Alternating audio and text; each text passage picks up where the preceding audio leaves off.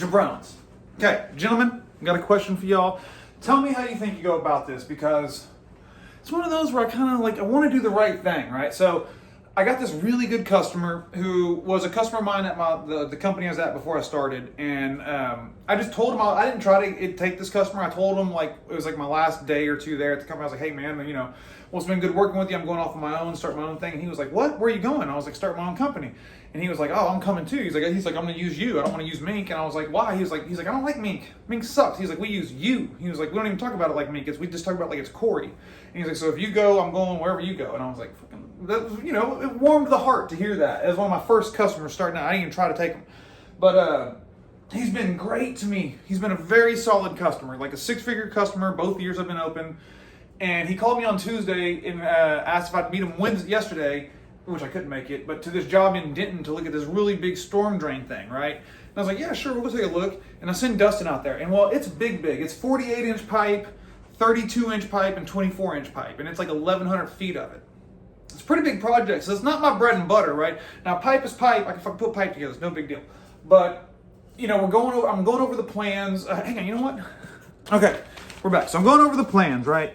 And what this, I don't know if y'all can tell what's going on, but that's it's 1,100 feet of pipe, and it ends right here, terminates, but it's 48 inches, reduces to 32.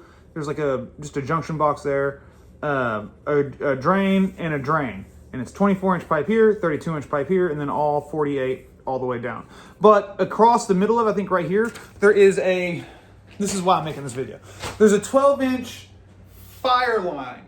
Right? And I can't do Texas is weird. Fire, I don't know if it's like this in every state, but in Texas, plumbers don't fuck with fire suppression. Fire suppression guys don't fuck with plumbing. We have it's against the law, I believe. My license, I'm not allowed to work on fire shit. They're not allowed to work on plumbing shit. So I can't touch it. And so I really want this job because, Mike is like, hey, I've got this excavation company. I use them for a really similar job on the other side of the building. And so they already know the whole rundown. They're going to remove the concrete.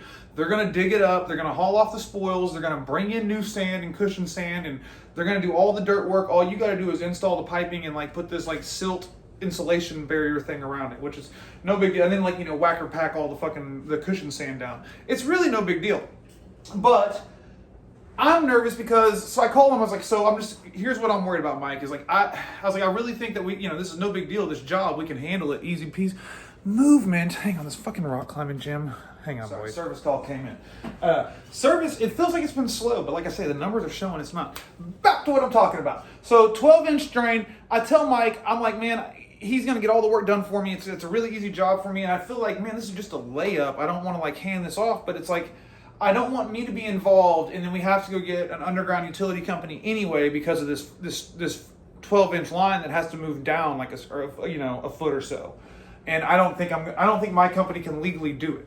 And so I call Mike and I'm like, yo, here's the deal. I'll tell him everything like I tell y'all. And I even tell him, I said, hey, but on top of that, I was like, Mike, this job is a slam dunk, but it's not exactly what we do. We can handle it. It's no big deal to us, but we may not be as efficient at doing this and pricing this as an underground utility company who this is all they do. They may, if you find one that's a reasonably priced company, they may be able to blow my price out the water, and I just want to tell you that before we even do anything. And he was like, the main thing is, Corey, he's like, you've been so good to me. I know this is a good job, and so I just really want to kind of get you this job as a thank you for how much you've helped me out. And I'm like, and now that changes the whole fucking calculus, right? Because I'm trying to be a good guy, he's trying to be a good guy. He's looking out for me, and it kind of now. You don't want to fucking kick a gift horse in the mouth. You know what I mean? It's a tricky one.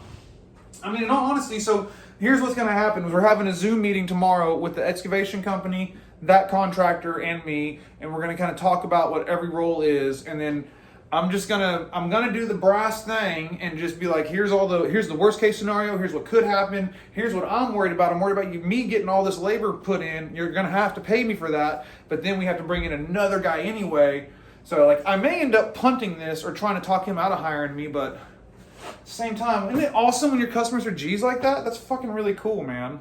That's really cool. And pardon the stupid shirt, I thought it looked cool. It's got little Texas on it. Yee. All right, see you later, bye.